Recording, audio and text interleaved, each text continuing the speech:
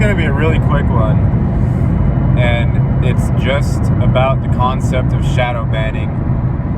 And I have in the past pretty negatively connotated that term, but I want to give a counterbalance perspective on that. There are a couple examples. One good example would be telepathy. There was a story I read back when I used to be on Project Gutenberg all the time. I ate up all the sci-fi shit I could find on Project Gutenberg.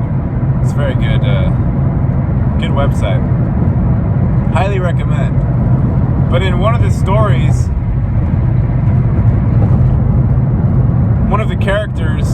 a couple of the characters, as part of some sort of karmic retribution or a punishment, they got opened up back into the noosphere that contained everyone else's thoughts, right?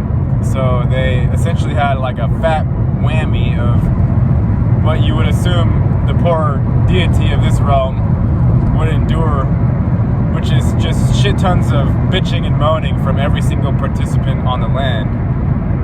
A rude, whiny cacophony, right? And you're hearing them all at once, of course, so you can't even differentiate between the whining. You just hear like a mass of whine all sludged together into wine cake, and it just hurts your brain, right? And your brain will explode.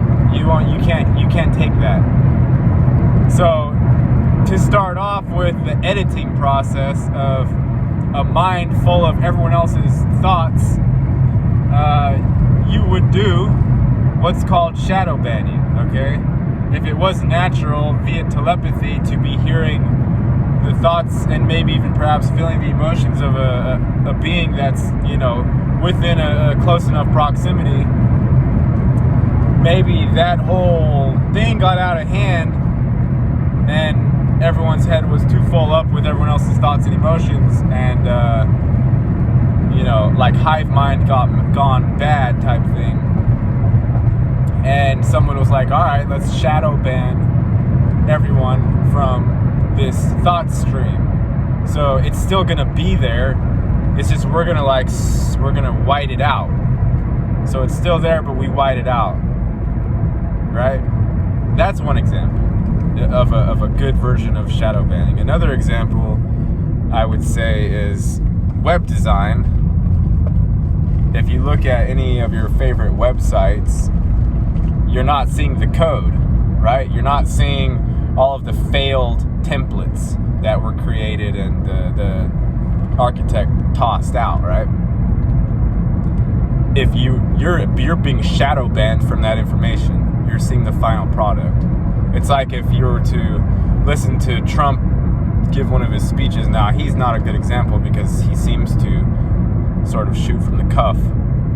Seems to. More so than the other talking heads, at any rate. But if you took someone like Barack, where it's purely concocted, what's the word? The art gallery word? Curated, right? Curated material.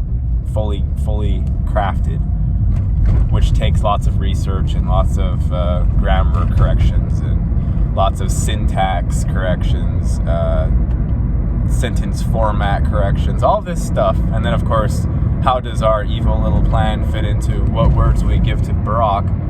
All of that stuff is stuff that would be shadow banned from you, the consumer of the final product.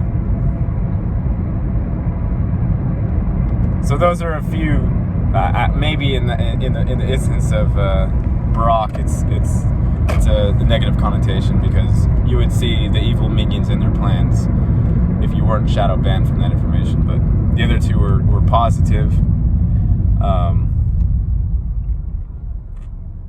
What else?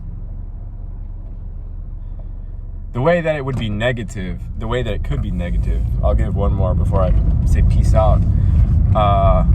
Another way that it can be negative is if conversations are infiltrated, and I know this happens, even if you're on a chat server, like if I'm playing chess and I'm communicating with players, like there's a chat box, right? Twitch, there's a whole chat stream. So if some grammar, if some syntax Nazi, if some a PC Nazi is up in there determining what can and can't be said, and if they decide to shadowban somebody or partially shadowban somebody, then that person will just feel like all of a sudden they're speaking, and the whole room just doesn't notice them, right? That's and then if you put select shadowbanning, that's the most insidious type, because people respond to some of the things you say, but they don't respond to others, and you're not privy to what information is withheld. That's the most insidious type of insanity-inducing shadowbanning, which can be applicable in a personal terrorist aspect. Narcissists do this naturally anyway, via gaslighting and all types of personalized shadowban-esque behaviors. It's an interesting concept. I know it exists fully in this realm. It's one of the main tools by which the people's minds are manipulated. So let me know what you think about shadowbanning. I know I made a video about this a year ago or something, but it's still very prevalent today, maybe perhaps more so. Let me know what you think. Hope everyone's doing well. Peace!